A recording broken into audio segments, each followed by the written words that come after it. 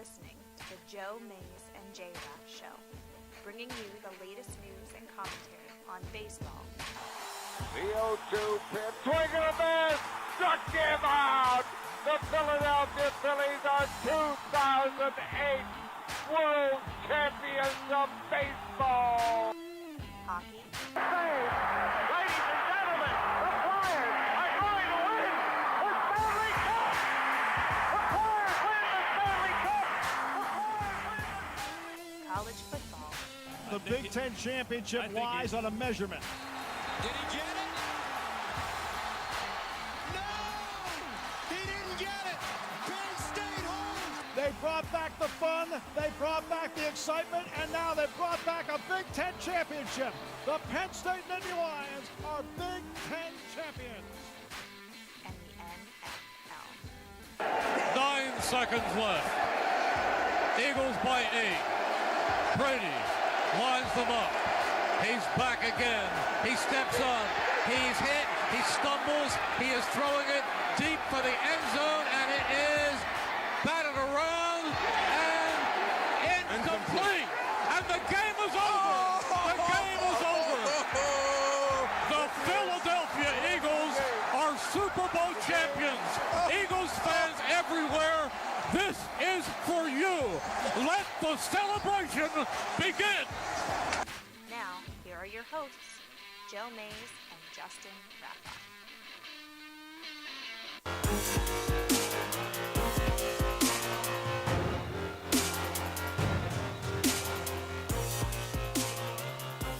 Well, good afternoon, everyone, and welcome to the 261st episode of the Joe Mays and J-Raff Show. I'm one of your hosts, Joe Mays, and sitting next to me is my co-host, Justin Raffoff. Yeah, it's good to be back. You know, it was interesting.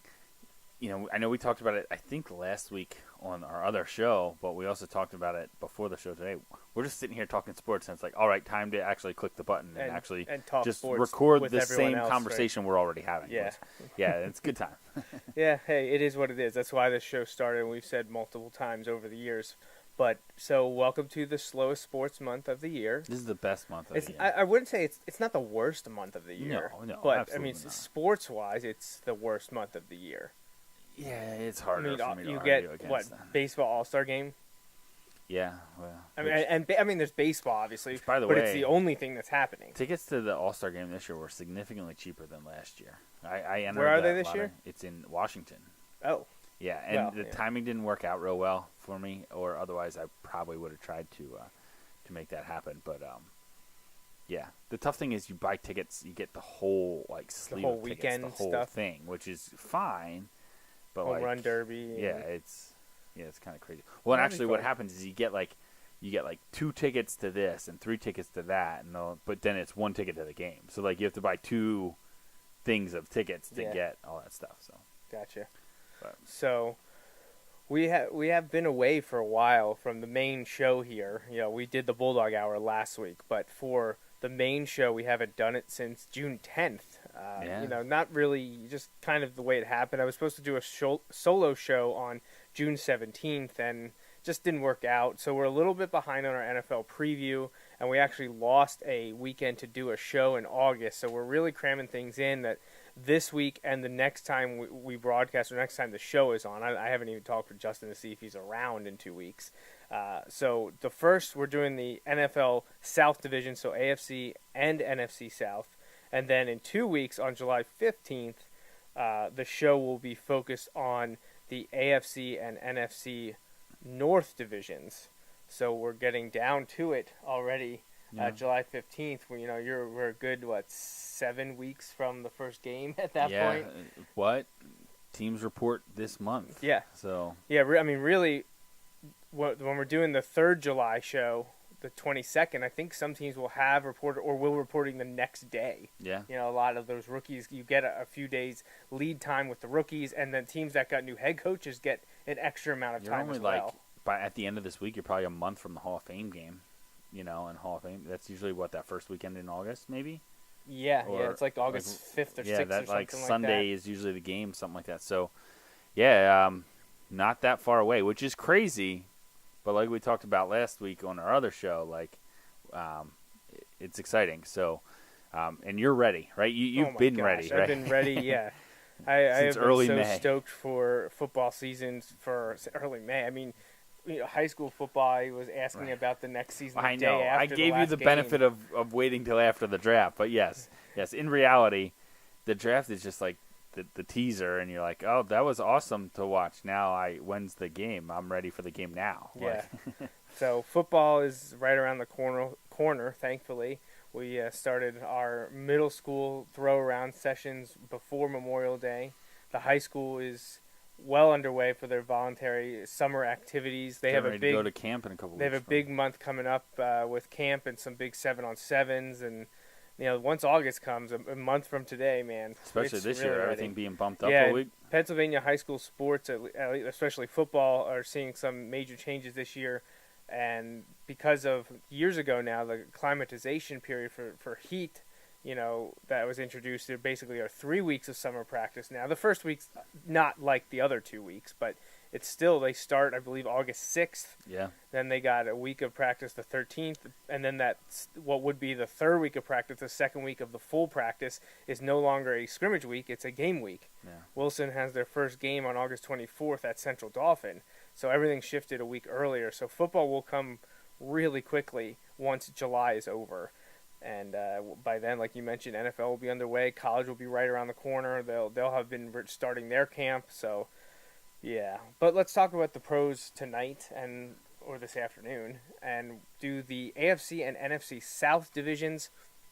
And we got a bit of a different flavor in the AFC South last year. Yeah. A team that was talked about both, I think, in 2015 and 2016 as being a potential party crasher in the postseason.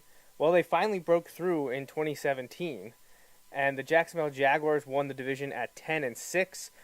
While winning 10 games, they're still wildly inconsistent. They lost a few games you expected them to win, and then they turn around and would win a game you never thought they'd be able to win.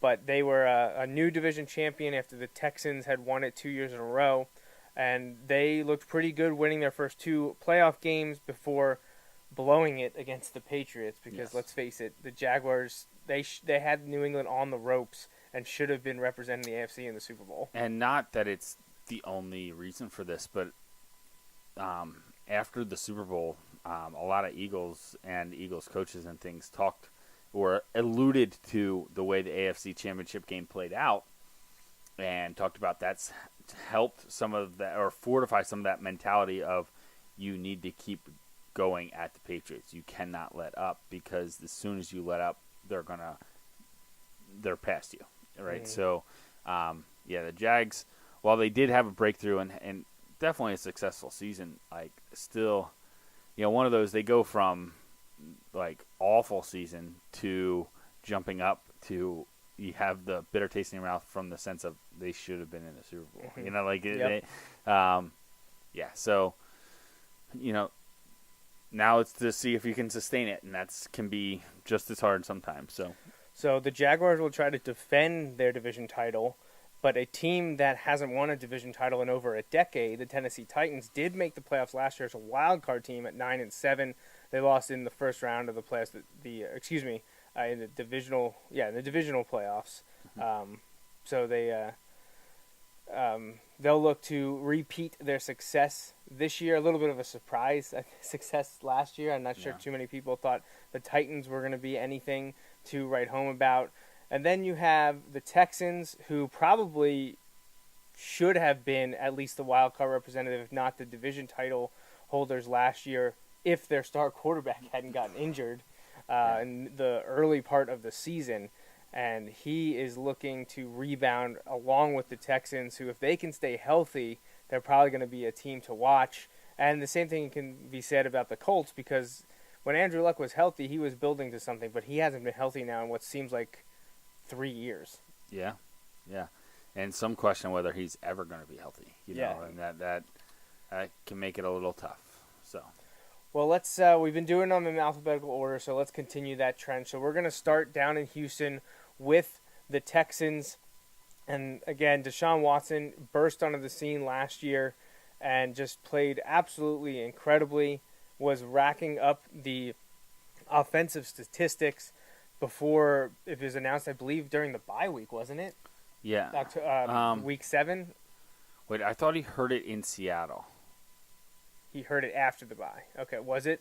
I can't recall now. I thought for some reason it came out like during the bye week, but I thought it was after, and then, yeah, I think it is after because they lost that game 38-41, but he played insane and finished the game, and then I think he got hurt, and yeah, here you go. It was after. Yeah. Actually, it was after week 9. All right, I thought it was earlier in the season.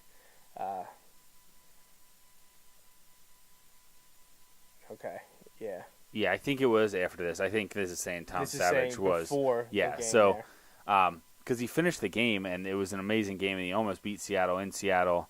They lost, but then he had the torn ACL and was out. Yeah, and they would struggle the rest of the year without Right, him, right. only winning one game. Right, and against he the was Cardinals. lighting it up. Well on his way to Offensive Rookie of the Year. You know, maybe some bigger things depending on how the team does, but was having a great year. Torn ACL. I have seen some people jump on that. Well, he's already banged up. He's never going to make it Are in they the NFL. the RG3 syndrome? Is yeah. that what So they're... I mean, and that is a risk, but like, I don't know. You watch him play. He was doing things with his arm too. Like not.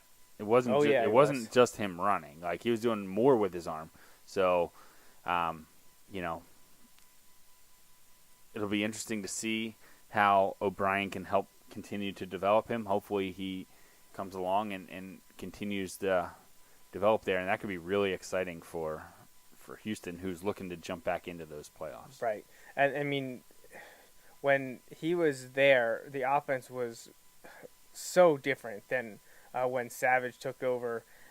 What he was doing with DeAndre Hopkins was just crazy. Yeah. And when Will Fuller was healthy, when you have Fuller, Hopkins, and Watson, And now you have Sammy and Coates. now they added Sammy Coates. Not Bruce Ellington is no slouch. Braxton Miller, the slash guy from Ohio Right. State.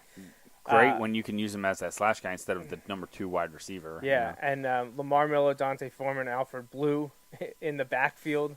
Right. They've got dynamic playmakers there, even if they are overlooked a little bit because they're.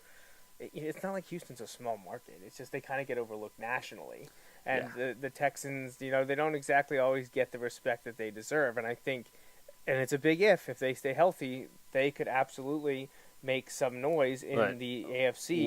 We see here. This is clearly as a Deshaun Watson goes, the Texans. Oh, absolutely, like absolutely. 100%, because there is no real plan B at quarterback.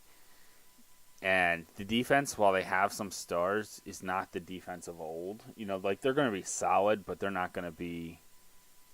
We talk about injuries on offense. J.J. Watt, has some injury history now that's going back a few years. Jadeveon Clowney has come around and been a really good pro for them. Can they put it all together? That basically is Houston. Can they put it all together? They need everything to kind of fall right, which any team that is going to have a successful season kind of needs to happen. But, I think that error for, that room, that error for, or margin of error is really, really thin for Houston. Like, you could see, like, a couple things not going right in this team winning 5 games, Mm-hmm. You could see everything going right, in my opinion, seeing this team win 10 or 11 games. Do you think if they fail to make the playoffs, you think O'Brien's gone? I think O'Brien's gone, yeah. Oh, boy. Well, so I really do. They got a tough early season schedule. They got to go to New England, go to Tennessee, host the Giants, go to the Colts. 2 of the 4 games in the division. And then they have the Cowboys. Then they have, at least they host the Cowboys. Right. They host the Bills, go to Jacksonville, host Miami, go to Denver before their bye in Week 10. So it's not an easy schedule, especially 3 out of 4 on the road to start the season, and 2 out of those 4 teams were playoff teams. Yeah. It's tough. It's tough, but if they can stay healthy, this team is much better than what they were. Were they 5-11 last year or 4-12? I don't remember. I can't recall either. They were 4-12. Yeah. Man, it's a lot worse than I thought they were. Well, they're on their way probably. I probably overrated them a little bit at the beginning because I was thinking that they were more like 6-10 or 7-9. No, when Watson went out. Well, they were. And here's the thing: what were they? Watson was tearing it up, and they were hovering around 500. Yeah. And then the wheels literally fell off. Yeah. So, but this team is better than 4-12 if they stay healthy. Right. Will they do that? It's tough to say, but I'm gonna go out on a limb and say they're gonna be right at that borderline area, and I'm gonna say 9-7. Okay, I'm gonna say 8-8. Okay, I'm gonna say 9-7, and I'm going to say second. I'm gonna say 8-8. I'm gonna say third. Okay, so I think the Texans are gonna be close, but not quite there. I don't know if they probably will be in the hunt for a wild card. Don't know if they're going to get it. We'll get to that in future episodes. But yeah, Houston Texans for me 9-7, second place in the AFC South. Justin says 8-8, third place in the AFC South. Moving on alphabetically to the Indianapolis Colts, and we mentioned they've had a bit of a tough going of late because their star quarterback has been injured and missed a ton of time the last 2 years. Really, ever since they pulled the plug on. Or really brought up Deflategate, things have not gone their way. So, I'm sure New England would say that's karma, or others would just say it's coincidence. But, yeah, it's been a real rough time for the Indianapolis Colts. Also 4-12 last year. They able to beat the Texans on New Year's Eve to get to 4-12. But they beat the Texans twice. They did, yeah, they did. And the Niners and the Browns. They beat the Niners before Garoppolo was there. That's true. Now the Browns have a whole new look team, and then they beat the Texans. Both times without Watson, by the way. Oh, yeah. Yep. So, but honestly, I don't. Man, they have a new head coach. Who I like. Local guy. Yeah, Frank Reich. South LL Central, guy. One of Southeastern two PA. LL guys to be hired as a coach this year. How crazy is that? Yeah. That's nuts. Cedar Crest and Manheim Central. Which I believe may actually be bordering school districts. Like, there may be parts of Manheim Central that touch the Lancaster County border, and Cedar Crest, I think, comes down to Lebanon County. I don't know, but, that's kind of crazy. Schools right next to each other, in theory, each have a head coach in the... Yeah, that's crazy. Yeah. So, Frank Reich, he just is coming off of winning the Super Bowl with the Eagles. He's hired as head coach after all the hullabaloo surrounding the guy who lost the Super Bowl, McDaniels, who was supposed to be their head coach, actually backed out. Frank Reich actually had to use his coaching staff that he basically had hired, that the Colts had hired, because it was supposed to be McDaniels. So it'll be interesting situation there in Indianapolis.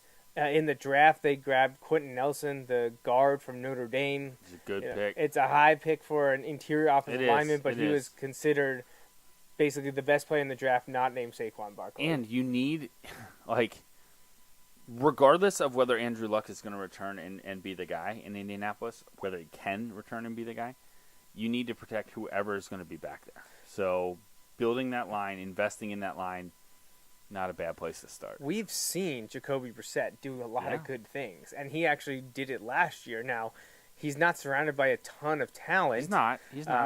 Who's it going to be at running back? Is it going to be Mack, who's more of a home run hitter? Is it going to be Christine Michael, who's bounced around through a few teams? Robert Turbin, who I think was just suspended. Yeah.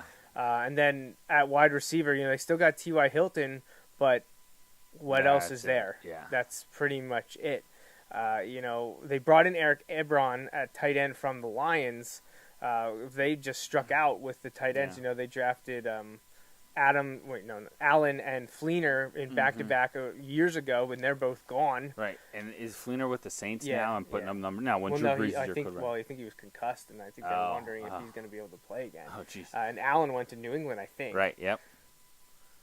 So, but they are trying to protect the quarterback. So we saw them do it a few years ago with Costanzo, the tackle. Now they got Nelson, the guard.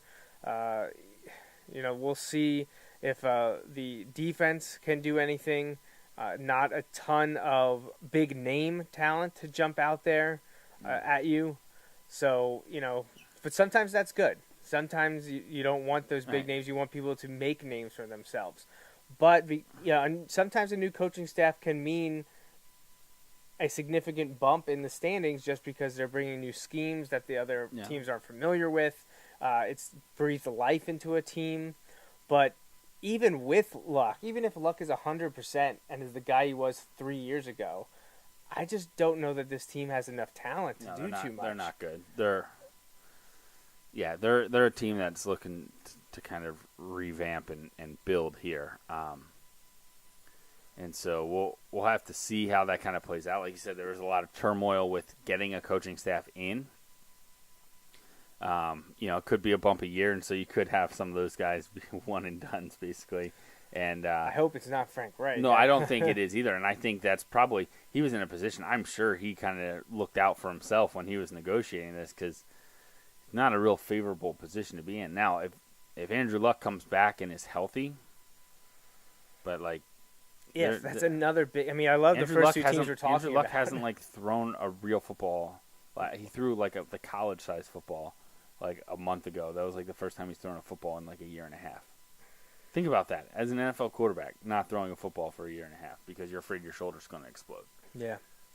Well, I mean, if they're going to make some noise, they could possibly do it early. Now, they do face both of the teams that were in the Super Bowl last year on the road in the first 5 weeks, but they also play teams that are probably thought to be around 500 or unknowns. They open with the Bengals at home. They have to go to the Redskins. They also get to host the Texans. That's in between the Eagles-Patriots game. They go to the Jets. They host the Bills. They go to the Raiders. They have the Jaguars, Titans, Dolphins, Jaguars, Texans. Cowboys weren't much last year. Giants were nothing last year. And then you have the Titans again. Yeah. So this is one of the worst teams in football. This is what your schedule gets to look like sometimes. Which, I mean, is great for them. Other than having to play the Eagles and Patriots, who knows what to think about the rest of the teams? Because I don't think everyone's sold on the Jaguars and the Titans. Nope. Texans are kind of an unknown. Yep. So I think the way the schedule sets up, that if they start off well enough, maybe they get some confidence and start blowing through after that Week 9 bye. Yeah. And, hey, maybe they do challenge for a wild card. I just don't know that the talent is there for them. I'm going to say last place at 5-11. Yeah, I'm going to say last place at. I think they win 4. I think they're 4-12. Same thing, 4-12. I think if Luck plays the whole season, I think they can win 5. I agree. If Luck plays the whole season, but that's a huge. I put him at 6 probably at least. I think he's good enough to win them 6 games even with that bad roster. I think there's no way. I think there's a better chance that the Eagles win the Super Bowl again than there is of Luck playing 16 games this season. Wow.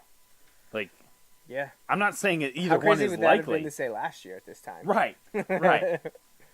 I'm not saying it's likely, but I'd say even if you give the Eagles maybe a 5 to 10% chance of repeating. Yeah. I don't think I put Andrew Luck on playing 16 games. Which he hasn't done probably since. If he plays 10 to 12, I think it's a successful year for the Colts. I think Do you think he starts on PUP? Yeah. You think he does? I think the Colts. I think there are serious conversations this year over whether Andrew Luck's career is over. Ouch. Legit over. I think that's going to be the dominant thing that you're talking about the Colts leading up through October. So the Jaguars are the defending division champions. They started off iffy, rotating wins and losses last season before beating the Colts on October 22nd and only losing once between then and Christmas Eve. But that one was a shocker to the Cardinals, who were not good last year. That was one of those games that we mentioned probably shouldn't have lost. But there were a couple games that you're like, wow, how did they win that? Including ones like the Chargers in overtime. That was a crazy game. And also against the Seahawks, which I really think it took until December 10th for people to realize that Jacksonville could be for real. And the funny thing is, and even though they blew out the Texans the next week, they lost their last 2 games to stumble into the playoffs. Now, it didn't hurt them because they rebounded, we know, and won their first 2 playoff games before falling to the New England Patriots in the AFC Championship game. but they were able to hold on against the Bills in the wild card game and then shock the Steelers. In one of the ugliest playoff football games you'll ever see.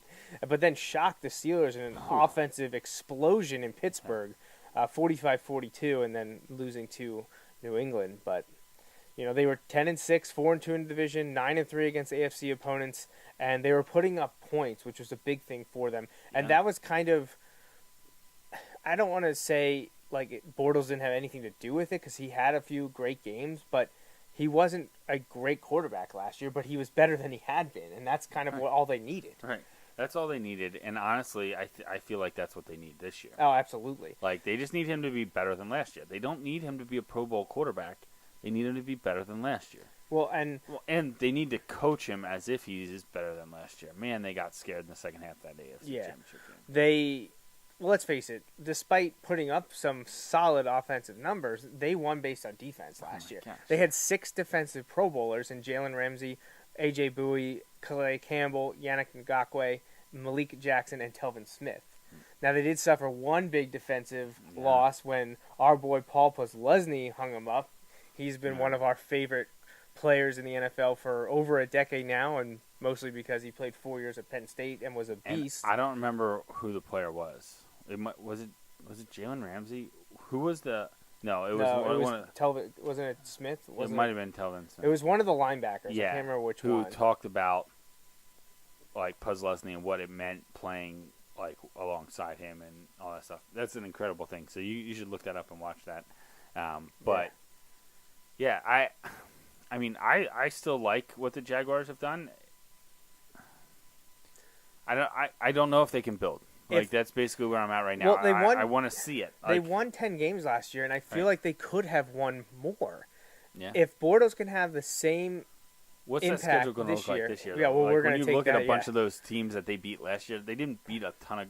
They did beat good teams. They didn't beat all bad teams, but they did beat a bunch of bad teams. Right. Because of their division. Right. Because of the division and the schedule that they had coming in, because they hadn't lived up to expectations. But that's going to change now. They're going to have, I imagine, a tougher schedule this year, and with that, it can be a little interesting. If Bortles is serviceable and they get the great 1-2 punch of Fournette and Yeldon, again, Fournette has to stay healthy, kind of a theme in this division.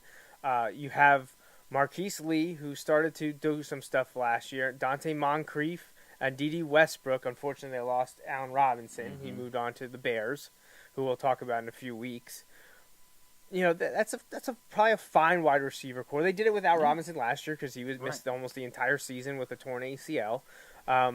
Tight ends, they got some interesting guys there now with Niles Paul from the Redskins and Safarian Jenkins, who's been all over the place in his years in the league between the Bucs and the Jets. So they have size there and skill at the tight end position. Offensive line was a highlight last year. I believe they have most, if not all, of those guys returning for them. And then we know defensively they were just absolutely electric on the defensive side of the ball. They just unfortunately couldn't get it done in the moments that counted there at the end of the AFC Championship game. But they certainly have the swagger. They've kind of become what we thought might happen when Gus Bradley was there, kind of like Seattle South. Yeah. And that confidence and that swagger that you need on the defensive side of the ball. Right. They've lived up to the hype. At least they did last year. Can they do it again this year? Right. And I like what they've done. I still... You ready for me to give my wins for them? Yeah, go ahead. I think they're going to win 10 games again this year. I have them winning the division at 10 wins. Okay. Yeah, one right in front of for me. The Texans are at 9-7, so we have 2 and 4, and I need to get 1 and 3. You have 3 and 4, and now 1. So I guess we know where the Titans are for you. But I want to look at the schedule here. The Jags go to the Giants before hosting the Patriots, the Titans, and the Jets. They go to Kansas City, to Dallas, host the Texans, host the Eagles in London. Before their bye. Hopefully the Eagles give up a better event there than the Ravens did last year. Yeah. The Jaguars are used to traveling to London. I believe they've done it every year for the last 5 years. So that's no new thing for them. They do end the season with 3 out of 4 games on the road, including to Miami. That's not a huge road game for them, just moving throughout the state, but then have to go to Houston to finish the season in Week 17. They So do have the Steelers, Right. which I'm from Pittsburgh's going to want that one, but it's in Jacksonville. They are. But look at some of the teams that they play, though. Well, and think about it. They get to play Indianapolis twice. Patriots, Chiefs, Eagles, Steelers, Yeah. But they get to play the Jets. both New York teams. Yeah. So, They're going to have to earn it, but I think they can. Yeah. I think they can get to. I'm gonna agree. I'm gonna say I think they stick it out at first, and they go 10-6. That's why I said the Texans right there, but not quite. So I think Jags first at 10-6, Texans right behind them at 9-7. So last team is the Titans, and they're gonna slot in at 3-2 for us respectively. But last year they were a little bit of a surprise, I think, for a lot of people. Didn't expect them to do all that much. But Mariota started to put on a show. He was coming back off of injury from the year before. They started off a little bit slow, winning only 2 of their first 5, but then they rattled off 6 out of 7 wins with their only loss to the Steelers. Then they had a little bit of a trouble at the end of the season against teams that weren't any good except for the Rams. All right. Although the 49ers were in their Garoppolo renaissance, so I guess you can't really hold them much against them there. They did only lose by 2. They played the Rams tough, only losing by 4 before beating the Jaguars in a game they needed to win to make the playoffs. So they finished 9-7 and beat the Chiefs in that amazing game where they were getting absolutely whipped early on, and then came back and upset them 22-21 before getting blown out by the Patriots in the divisional round the next week. Yeah, the Titans, I feel like, honestly, are the hardest team to figure out in this division. I think the Colts are bad. I think Houston, if healthy, is good, but they really fine line there between wheels coming off with injuries and being a contender. I think Jacksonville's building in the right direction, and when you can do it with the way they played offense last year, and you can still put up those wins, if you can continue the growth on offense, you're probably going to be all right. Tennessee's interesting. Can Mariota stay healthy? We've seen him get injured a few times now. Mm-hmm. Can they pass the ball? It was actually their passing game became a bit of an enigma last year. Like they couldn't, it was a problem for them. They win so many ugly games. Yeah, they did. That being said, winning ugly games is better than losing ugly games. Oh, yeah. Ask the Chargers, right? Right. So you look at this, and I think they're getting better. Like, I don't know that I think it's going to be harder to hold off Houston this year, but I don't think they have enough to catch the Jags. But I think they're solid enough. I'm going to put them right back at 9-7 and in second place. Like, I know that essentially matches last year. Like, wins for them are the same, and the wins for the Jags are the same. And I don't necessarily think it plays out exactly the same as it did last year, but I think they're an above 500 team if Mariota can stay healthy. But I don't see them winning double-digit games and running away with the division or anything. Maybe it'll be interesting to see how running back plays out. Yeah, well, this is Derrick Henry's team now. Yeah. In terms of running back with and he's shown flashes, and they added Deion Lewis, which is I think, and look at the healthy, rookie they added too, Wadley from Iowa. Yeah. So they've got an interesting got a good stable. running core there. They have a good offensive line. They've got the pieces. Like, I look at this roster, and there are injury things, and maybe not as many stars as like on Houston per se. There's more names on Houston's roster, especially on the offensive side. But you look at it, I like their line better than Houston's, and I like. Well, it went healthy. Didn't one of them tear? Didn't Conklin tear an ACL? He may have. But yeah, when Conklin and Lewan are healthy, those are bookends right there. Right, exactly. So, I just feel like, you have some interesting things there. I think. I guess my biggest question, at least offensively, is do the receivers stack up? Right. So there you come to how, like, when you break down the blame of the passing game being an issue, do you go with, it's on the quarterback? Do you go with well, look at the wide receivers. Yeah, I mean, or it's I don't like to probably- want to disrespect those probably guys. somewhere in between. But They don't have the stud wide receivers, but the quarterback's not necessarily making them into studs. Right. Either. Campanaro, Corey Davis, Richard Matthews, Tajay Sharp. Those are the biggest names that I can pull out right there. And those aren't very big names, at least not yet. Richard Matthews is a veteran, and he's had a very good time in Tennessee, but they didn't hold on to Eric Decker. He's gone after 1 year there.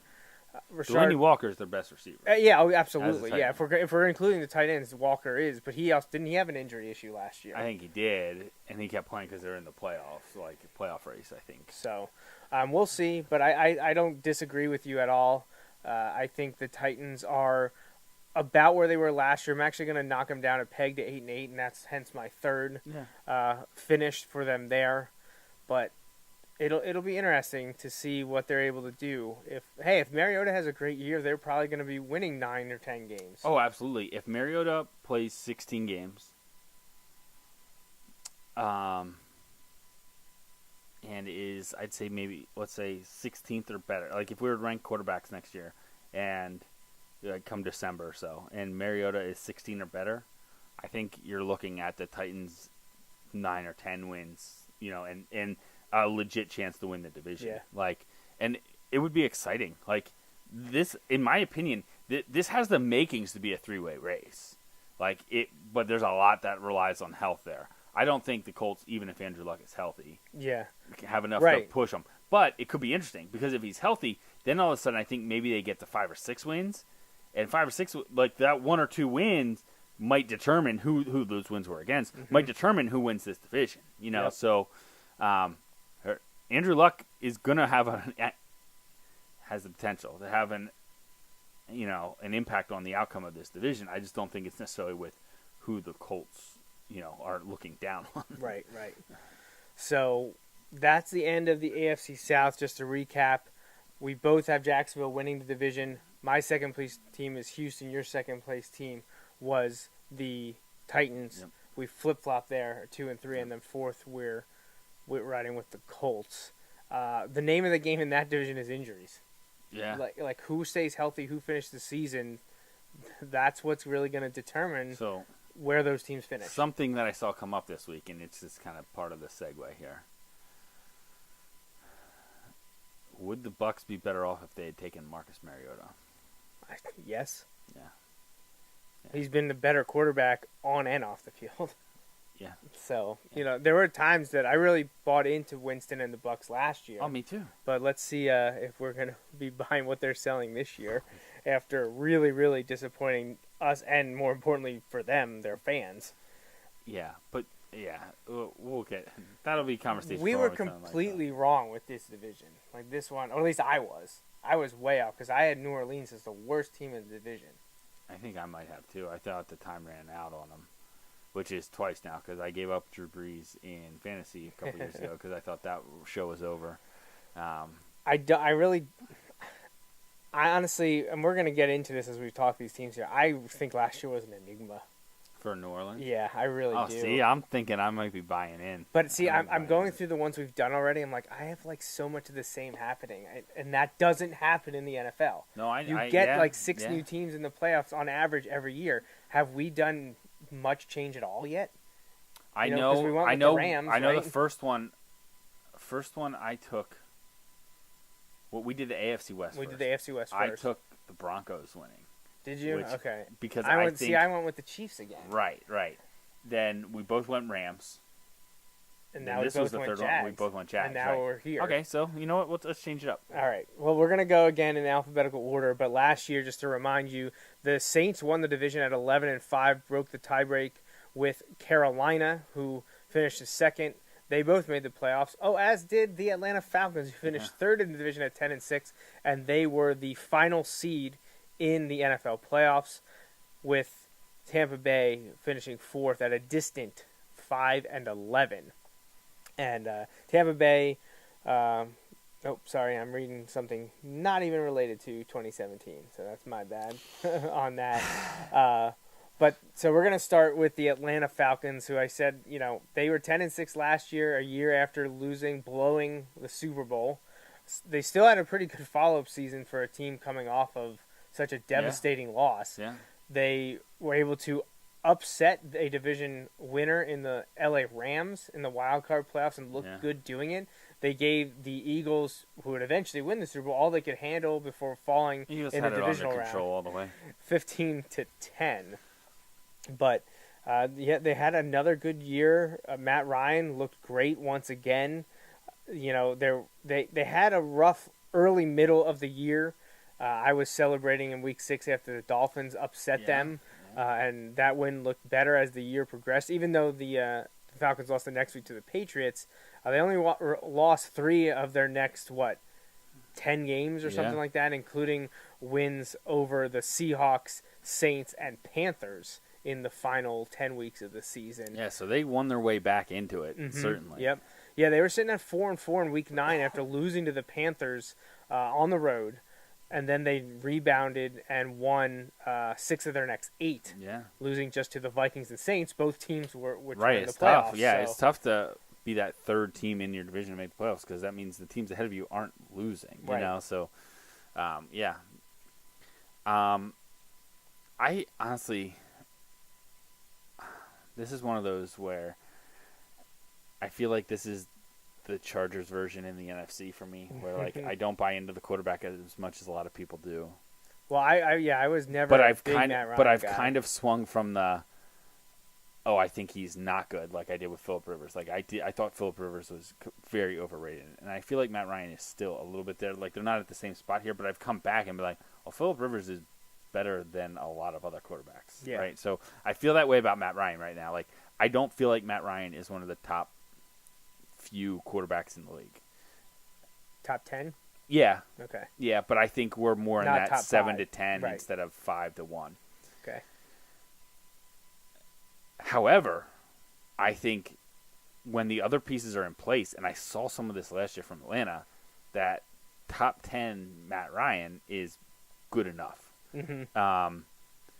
And I look at how many things didn't go their way last year, and they were still able to put things together. Like Julio Jones. Now, some of that's because the defense concentrates so much on Julio Jones, like down the stretch. Like, and I get that. Like, and that's where you have to hit your other weapons, and they did. But I look at the things that went against the Falcons last year, and they were still able to put it together. Like you said, they if there was a team that was set up for a Super Bowl hangover, unbelievable. But instead, they had a shaky start, but they really put it together down the stretch, and I think they're poised to make a big run this year. I think, looking at their schedule, they start out at Philly, that's going to be an interesting one because that is, they'll raise the banner, all that stuff in Philly. It's going to be an emotional thing, and you never know what you're going to get there. You might get some of that, emotion boiling over into the game, but you also get one of those teams that tends to be a little bit more focused, and it's not the team that's being celebrated. Yeah, no, I agree. We've seen that before. Right.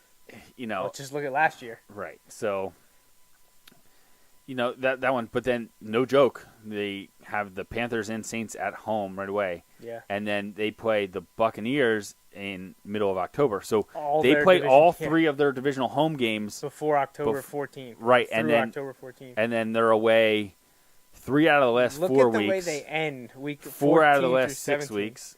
Well, yeah. So if you look at weeks 9 through 17, they only have 3 home games. Right. So after October 22nd, they only have 3 home games the remaining part of the season. Yeah, they're definitely a team that plays better at home. Look at the schedule from November 18th onward. Yeah. November Cowboys, 18th. now one of the home games. Right. But at the Saints. Then the Ravens, bye. at the Packers. In December. Yeah. So December if you 9th. are at the Packers, you want to be at the Packers like September 23rd, not December 9th. No. Then host the Cardinals, who they're a team that, we're kind of iffy and then on. At the Panthers. But at the Panthers, at the Bucks. Okay, so they were 10-6 last year. They were 10-6. Yeah. Oh. They're 10-6 last year. I'm going to put them at 10-6 again. Okay. I think they're better than last year. More importantly, where in the division? At 10-6. Now we didn't touch on they brought in Calvin Ridley in the draft. Yeah, Like, I'm going to put them at first in the division. Ooh, Yeah. Falcons. Yeah. back on top at Yeah. 10-6. It's going to be a It's not competitive. a worst to first, but when we look at the teams that are actually competing here, Yeah. of the three. All right. So, Okay. All right. I'm putting them up there. Yeah, well, I mean, obviously, they still got Matt Ryan, and they still have Devontae Freeman and Tevin Coleman at running back. You know, Julio Jones struggled last year with some injuries. And it's interesting. There's kind of weird dynamic there right now with Julio Jones. Yeah,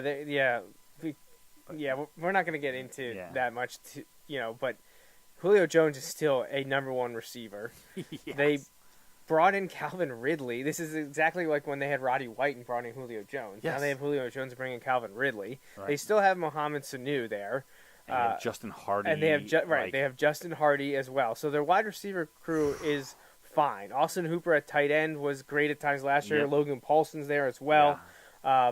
Offensive line, Alex Mack still one of the best. Jake Matthews has been a great early draft pick for them. Andy Levitre, I've always liked Brandon Fusco, Jamil Douglas. So, they've got a decent amount along the offensive line as well. And it's can they keep it together on defense? They've moved Vic Beasley around some time. I heard he's going back, I think, to end, though, this year. I thought that's what I had heard.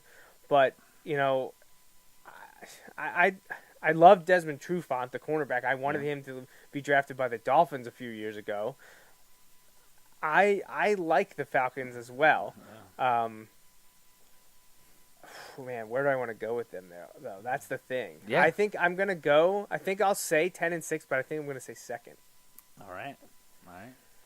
So yeah, I might kick myself for that if they win the division because I'm really You're all I'm in saying on the- I'm you're all one in or on the two. Bucs, huh? I'm 1 or 2 with them. So I'm just it's tough for me. No, I get it. I get it. What gives me pause is the schedule, honestly. Yeah, schedule's tough. So, but I'll say 10-6 and second place for the Falcons. Now, I'm gonna just put it out there because you already have figured it out. Yeah. My number one team for the NFC South is going to be the Carolina Panthers.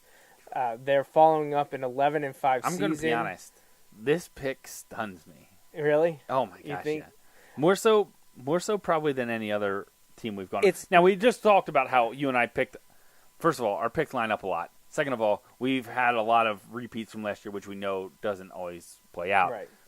But this one surprises me. This one surprised me from you. I know there's. And I'm not saying it's wrong. I'm not. Yeah. There's a bunch of yellow cards and flags flying around saying why it shouldn't be, but I feel like the years that they've been, which is strong, why it's going to happen. No one really expected them to be great. Right. The So expectations are now lesser a little bit now. Now, because they were in the shadow of the Saints last year and the Falcons the year before, I feel like maybe they can come back because I've done a 180, and this isn't a recent development, on Cam Newton. When he was coming out of college, out of Auburn, I was not a fan. I did not think he was going to do what needed to be done in the NFL. But he has completely changed my mind because he's done it. Like, this isn't just talk. He has performed on the field, sometimes being the only guy. To do it, carrying his team. I agree. So, I'm like, all right, Cam, let's do this year. And I've always had a thing for the Panthers just because Kerry Collins was there. He's the first quarterback for the Panthers. So I've always liked the Panthers. In my head, that's just a team that I've always liked. And it killed me not to root for them a few years ago in the Super Bowl, but I wanted Peyton Manning to win. So, sometimes those two things come together and you got to make a choice. But they are, a little bit different in the backfield this year from years of having D'Angelo Williams, who I know left a few years ago, but now Jonathan Stewart is gone. But Christian McCaffrey was electric last year, and they brought in C.J. Anderson, and then they have Harrisburg product Cameron Artis-Payne, right? And Ken John Barner. I know, like, he kind of floats around there as like the fourth guy for a lot of different teams, but yeah, I like what they've done there. And go ahead. I was just going to say, continuing with the wide receivers, Devin Funchess is entering a contract year. That's usually a big thing for people. They drafted DJ Moore. Yep. And they also have 3 underrated guys in Curtis Samuel, Torrey Smith, who came over from the Eagles, and Jarius Wright.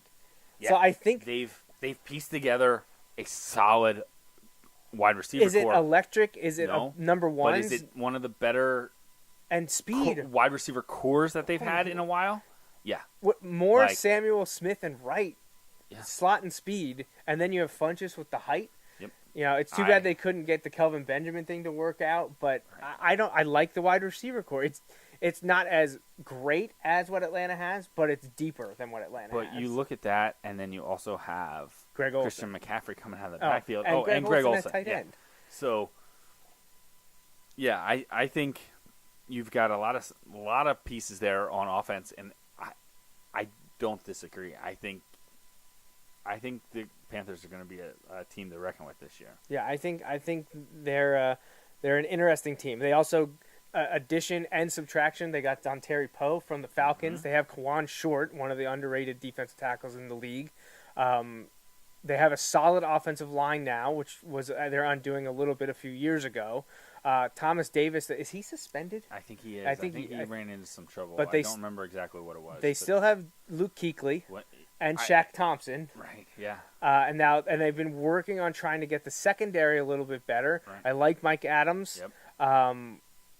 Captain Munderland, who was always one of the best names ever. Yes. I always liked Denoris Cersei when he was in Buffalo. And Graham Gano is a solid kicker for them. So I don't know, just something about them that I think I agree.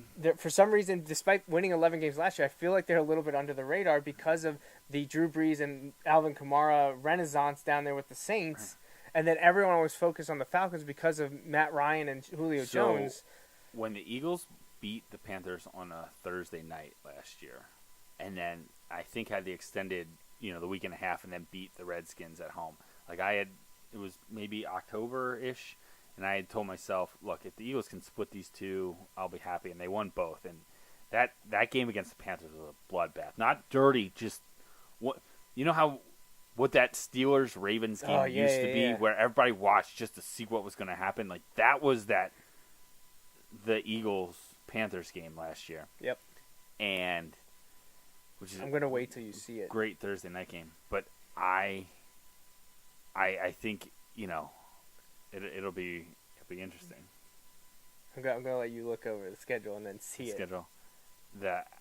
At the Eagles? No, look at the end. Oh, Saints, Falcons, and then Saints again. Now, 2 of the 3 are at home. And Tampa before. So, yeah. Man, they're not going to have an easy route. I'm actually... Well, I'll let you do the wins first, since I did the last one.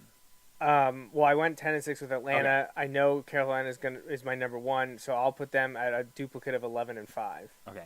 So I'm going to have them drop a game to 10-6. Are they your 2 then? I'm going to have them at 2. Okay. So I'm going to have them at 2. And I really was going back and forth. I think, there are some tough ones on the schedule there, like at Pittsburgh, at Philadelphia. At Atlanta in the that beginning. last stretch where they have the Saints and the Falcons. Seattle, the Saints but it's at home. Right. So even at Detroit, I don't think is real easy. So I think there are some tough ones there, but I think they're good. I think they're poised too. That is the team. I have them I have them as a wild card team essentially at 10-6, and team I don't want to play. Like, whew. Yeah. But yeah, I would agree, and I think they're going to be duking it out with Atlanta for that spot, and it's going to come down to those tiebreakers. Which means we're both doubting the New Orleans Saints again, who burned us last year for sure. And at the beginning, it didn't look like we were wrong because they started 0-2, losing to the Vikings and Patriots. But then, as the season went on, you realize, Vikings and Patriots are 2 of the best teams in the league. Right. It's not too bad. Of course, then all they did was win 8 in a row. Right, and they beat that thing where it's like teams that start 0-2 don't make the playoffs. Yeah. Well, they did. Now, they lost to the Rams and Falcons nearing the end of the season, but rebounded by beating the Falcons on Christmas Eve, which was a big one that really hurt Atlanta from being able to climb their way up to the division title. I don't or know second that place. last week meant anything to the I don't Saints. think it I don't did, think no. they could get in because the Eagles and Rams were in those top 2 spots. So I mean, if they would have played, they probably would have beaten the Bucs, and went 12-4. But it didn't matter. It didn't matter to them. So they ended up then having to play the Panthers a 3rd time, and they had already beaten them twice. Right. And they were able to do it again. Right. which was just crazy. When you have to play a team 3 times, it's And tough then enough to do it twice. They should have beat the Vikings. And then they should have beaten the Vikings. If it wasn't except for a missed tackle. A crazy Or great game. having a terrible first quarter. Like, yes, the missed tackle is the play that Everyone's going to focus on. Right. They were awful to start that game. Mm-hmm. Awful. So, I don't know that I'm in the full on. I think they're going to be awful kind of stage here. I'm not going to do that. I think Drew Brees and the weapons they have there are good enough. But I think you see it in even last year. Drew Brees was still getting hit a lot. I don't know how long that can go on. And even if it can, I don't think the defense is going to hold up. I just think they're in an interesting spot. It'll be interesting to see how the running back situation plays out. It's all good and great, because there was enough and there was winning to go around. But splitting those carries as you go on, or I shouldn't say carries, but the touches as you go on. But Mark Ingram's suspended, so you're right. So Kamara, here's your chance. Which makes my fantasy options really interesting. Yeah. So Drew Brees will be backed up by Tom Savage. Taysom Hill also there last year, but JT Barrett, an interesting addition for them there. Ingram suspended, but Kamara back. They also brought in Terrence West. Wide receivers, they have one of probably the guy you don't hear talked about often enough in Michael Thomas. They also brought in Cameron Meredith, Josh Huff, who's a name the Eagles fans are familiar with, as well as Ted Ginn. So they certainly have an interesting group at receiver. Definitely not a negative among that group. Tight ends, Benjamin Watson, can't believe he's still playing. They still have Michael Humanawanui, that's a great name to say. Defensively, let's talk about the draft. Well, we mentioned this when we did our recap, because we were like, we couldn't believe that they were trading up to take Marcus Davenport, the defensive end. When they traded up, we thought for sure it was going to be for Lamar Jackson, because wouldn't he have been a great fit to sit behind Drew Brees? Spot. But no, they picked Marcus Davenport. Not only did they give up a lot to move up to get him, when they didn't have to, they didn't need to do that. At least that's what the draft experts say. They didn't think it was a huge need to fill. No, it's with not. So many other people around, especially when Cameron Jordan last year was first team All-Pro, I believe. To me, that just is like, oh man, we don't want to end up having to pay that guy. We're gonna get somebody in behind him. Yeah, it was interesting. Some interesting names at linebacker though for us, at least on a local level. Alex Anzalone, who played at Wyomissing, won a state championship for them as a senior in the fall of 2012. He returns in his second year. He had an injury last year. Yeah, he was starting the first 3 or 4 weeks of the season. Nate Stupar played at Penn State. He's there. Unfortunately, I believe the other Penn Staters have moved on. Unfortunately, in was it Hodges and Mowdy? Were they both there? I think so, but I think Mowdy might have been with the Falcons. I'm not 100% sure. No, Mowdy was definitely with New Okay. Orleans, but I wasn't sure if Hodges had joined them or not. But so there's some stuff to work through, but they had. Marshawn Lattimore was a great defensive player for him. Patrick Robinson is back with him after winning the Super Bowl with the Eagles. P.J. Williams is there as well. Von Bell, Kirk Coleman. So, they have some names coming back on defense, guys that won the Super Bowl last year, people who have really developed into playmakers, specifically Marshawn Lattimore had a great rookie season last year. Yeah, and I don't think that they're bad. This is a tough division. And so, honestly, I feel like in most divisions I'd probably put them a little higher, but I'm going to put them at 7 and 9. I think they're a 500 team, but I just told you that I think the Falcons and Panthers are both going to win 10 each, and it's going to be tough. So I think they're going to lose some games there, because I think those two teams are kind of better, more well-rounded, I guess. I'm right there with you. I'm going to say 8-8, which is a 3-game reduction for the Saints, and I think it's mostly because of the competitiveness in the division. Yeah. I think the schedule, and I think people are going to be gunning for them. Yeah. And at some point, you've already seen Drew Brees offensively slowly step Yeah. back. Well, if that continues to happen this year, they're not going to move up. They're going to retread a little Where bit. with some of these teams, like for the Jags, for example, earlier in the show, we said they don't need him. They don't need great quarterback play. They just need to be better than last year, right? To continue that progress. I don't know that the Saints are at that spot anymore where you can expect Drew Brees to be better in any year than he was the year before. Right. Not saying he's going to be bad, but like, is it a realistic expectation to expect Drew Brees to be better this year than he was last year? I don't think you can ever do that when somebody's at this point. It's not to say he won't. It's not to say that he can't be nearly as good, but it's unlikely that he's better. You know what I mean? So, and I think the other teams are going to be better. So, Let's makes it tough. well, I'm going to say the Saints better be 5-1 after they play in Baltimore in Week 7, because if they're at 4-3, or no, sorry, 4-2, probably safe there. But if they're 3-3 or 2-4 in Week 7, Yeah. they're in trouble. Yeah. Based on what we expect from some of these other teams, because then they have to go to Minnesota, Who's going to be good? host the Rams, Good. go to Bengals, That should be a win. host the Eagles, Hopefully a loss. host the Falcons, That's going to be tough. go to Dallas, That's going to be tough. go to Tampa, That should be a win. go to Carolina, That's going to be tough. host Pittsburgh, Tough. host Carolina. Tough. So in that group, you can at best say that a majority of them are pushes. Nothing like the early bye with an old quarterback too. Right. So. So the only ones that should be wins to me are Bengals and Bucks. Yeah. And if you want to, based on results last year, you want to throw in the Cowboys, that's fine. Don't. But I wouldn't, because Right. it's in Dallas, Right. and Dallas is not as bad as they were last year. No. So No, not yeah, at all. that is a tough schedule, especially at Carolina, host Pittsburgh, host Carolina. Yeah. So they need to get off to a fast start.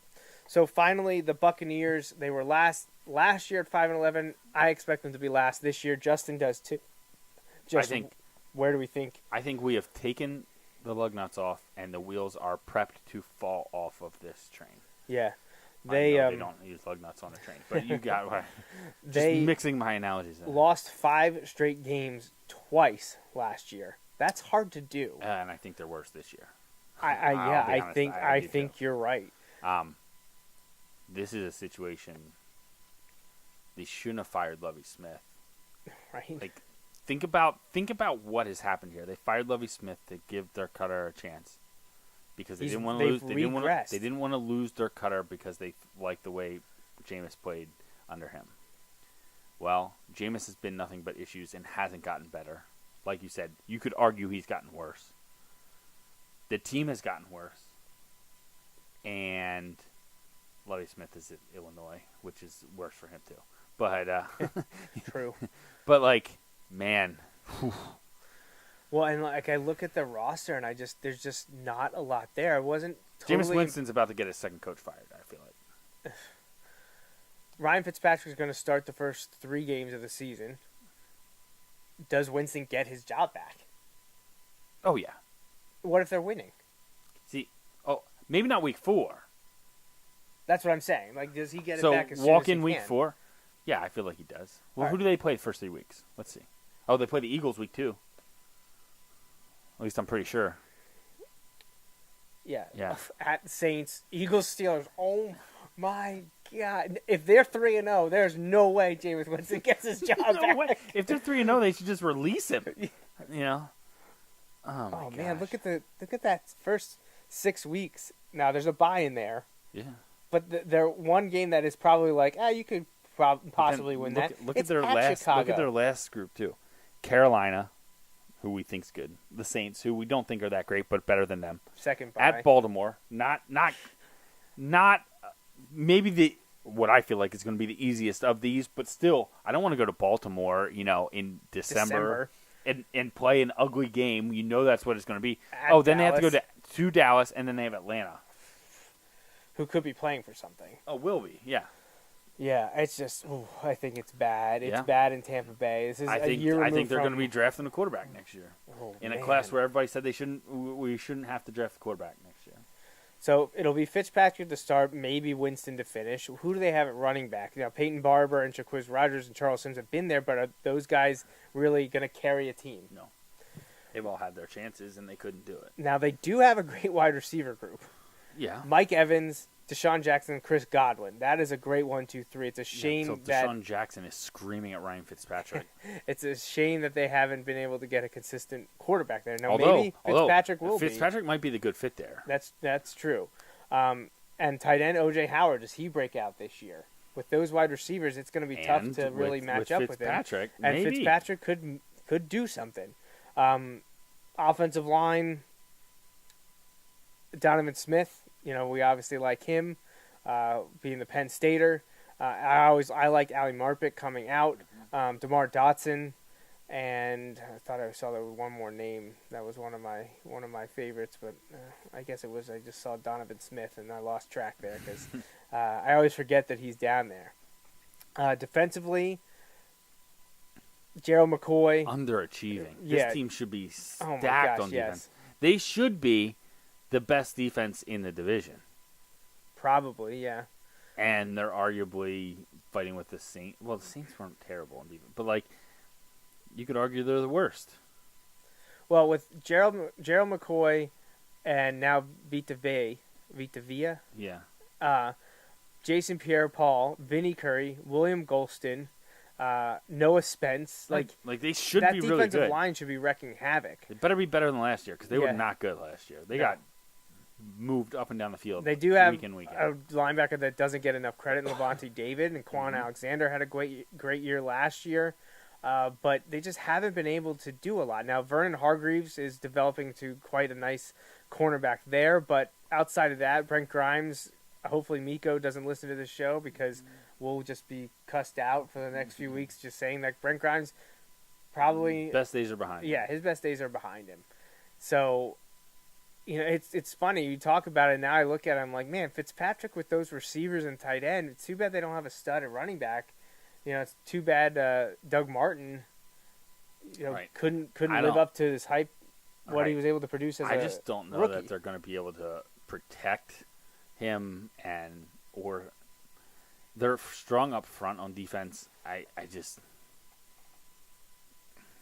don't see it. Yeah, and especially that division, that And schedule. I think it's going to fall apart and it's going to go downhill quick. I hope they lose at least week 2. Yeah, I'm going to put them at 4 wins. Ooh, wow, that's a step back. Yeah. And I think their Cutter's fired. I think I definitely am picking him 4th. I think Cutter gets fired. I'll go 6-10. All right, I think so it's one better, but I then- think it actually might be a better fit with So Fitzpatrick. I shouldn't say quarterback. draft, but are they in the market for a quarterback next year then? Yeah, because if Cutter's gone and with what Then there's happened no with tie to Winston, Winston. I think the new guy's going to want to come in. Do they change the front office? So that's another, because that they could want to stick with Winston, and then that's always such a sticky situation. So Yeah, it's tough. I just, in this division where I think the other 3 teams are good, yeah, I don't think they have what it takes to do it. So that means go place your bets on the Bucks because they'll be the ones they're that gonna win the they're going to go 12-4, and Yeah. behind Ryan Fitzpatrick. So. gosh. So I went Panthers at 1. You went Falcons at 1. Yeah. I went Falcons at 2. You went went Panthers at 2. We both went Saints at 3 and Bucks at 4. Yep. So that wraps up those 2 divisions, the AFC and NFC South. So we will be back, or the show will be back in 2 weeks, July 15th, and we'll do the AFC and NFC North divisions. We're starting to get to that point where people start to get really interested in what we have to say as we start tackling teams like the Packers and the Steelers and Ravens, the Yeah. teams that have a pretty good following, and we get people The to Browns. watch and listen and Well, you talk know what? about. That's going to be the weekend. I'm coming back from Cleveland too. Oh, there you So, go. There we go. You'll have fresh takes on the Browns that Yeah, weekend. Everyone out there will tell me how bad they're going to be. That's exactly what's going to happen. So episode 262, 2 weeks, Sunday, July 15th. We'll be back at our normal time.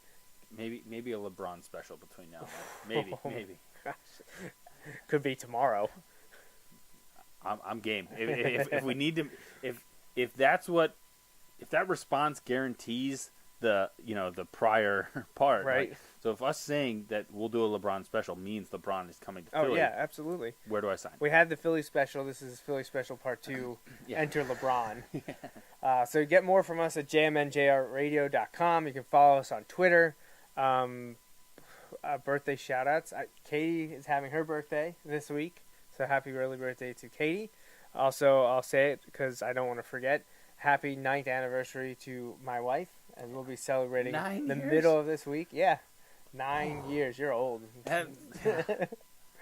Happy anniversary to my aunt and uncle, who are celebrating a day after us, I believe. And I'm trying to think of, do we have other birthdays recently or coming I'm still up? reeling from the 9 years. 9 years, Justin. 9 years. I wish we should have some video of you singing. I hate everything. We could pull that up and show that on Never one of these mind. episodes. Never mind. Nope. Do you have any shout-outs for you? Anything to mention? No. No. All right, well, I think that's it. Thanks for joining us. This wraps up the 261st episode of the Joe Mays and J-Raff Show. We hope you tune in every Sunday for our take on sports. Until next time, I'm J-Raff. And I'm Joe Mays. Thanks for listening. Thanks for listening to the Joe Mays and J-Raff Show. Tune in every Sunday for the latest sports discussions from Joe and Justin.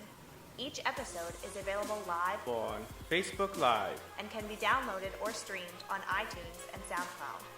You can interact with Joe and Justin on Facebook and Twitter, and stay up to date with the guys at joemaysandjraff.com. The Joe Mays and J-Raff Show is part of the JMNJR Radio Network. For more info, visit jmnjrradio.com.